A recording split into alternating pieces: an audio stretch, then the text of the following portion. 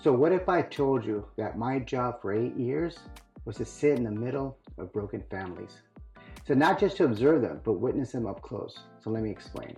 Every week I sat at the monitored visitation where pain, regret, and silence spoke louder than any words. I've watched daughters look their fathers in the eyes and whisper, "Why don't you come home? Where have you been?" I've seen sons emotionally check out while their dads tried everything, jokes, gifts, talking about old memories just to try to reach them. I was a court-appointed monitor, which means I had front row seats to family and fatherhoods in crisis, and watched the emotional fallout of custody battles and the quiet devastation that happens when a dad gives up. After years of watching it unfold, I can say this with conviction. The system can't heal a broken family, but a father can.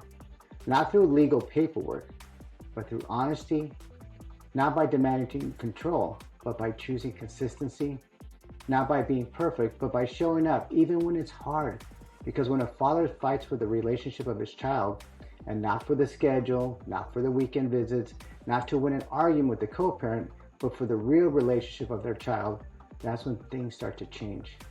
If you've ever been told you don't matter, that it's too late, let me share this with you. This is what I've seen. Because fatherhood isn't canceled. Fathers are giving up their roles for convenience. And the children, they're the ones that are losing. That's not an opinion or a theory. But from being up close and seeing it happen in real time, and through it all, I've learned something. The system can't heal a broken family, but a father can by not living up to his role to his children. So here's the brutal truth. Family courts want you to handle your business and raise your child. But the children, they're caught between silence, confusion, and emotional roller coaster. And the father is usually the one forced to negotiate for basic visitations. What I've seen is this. The real battle isn't legal, it's emotional, it's spiritual, and most dads are losing it. Not because they don't care, but because no one ever taught them how to fight for connection when access is limited. See, you're not just fighting your ex, you're fighting your own voice. The one that says, quit, disappear, they're better off without you. The truth is that they're really not. They need you, and they need you in their lives.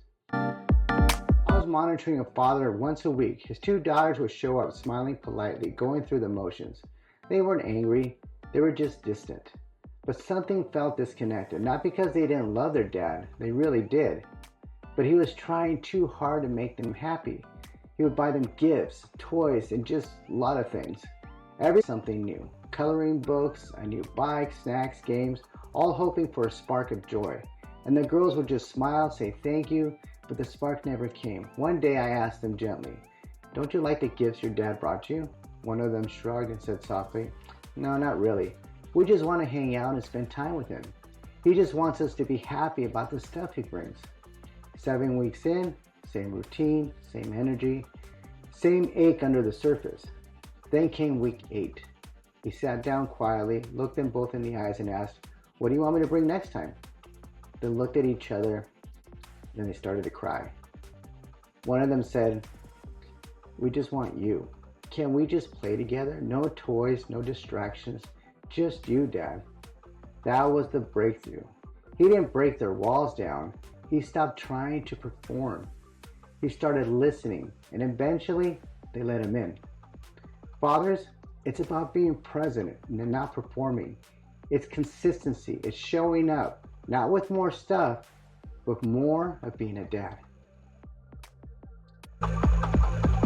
So let's go to scripture. In Deuteronomy 31:6 says, "Be strong and of good courage. Do not fear nor be afraid of them. For the Lord your God, He is the one who goes with you.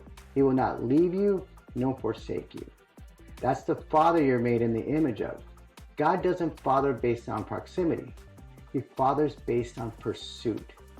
You may not be in the house, but you can still be in the fight. The question is, will you father like the world expects you to, or like your children truly need you to? So if you want to reconnect, even from a court order or distance, here's the blueprint. Every Sunday night, send a 60-second voice or video message to your child. Don't ask for a reply, just speak life into them. Without fail, do this every week.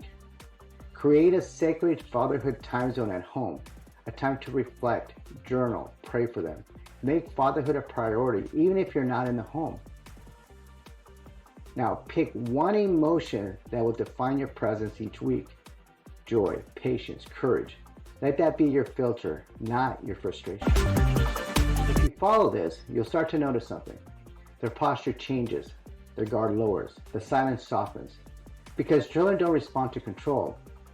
They respond to consistency, with you being present and feeling secure about the relationship.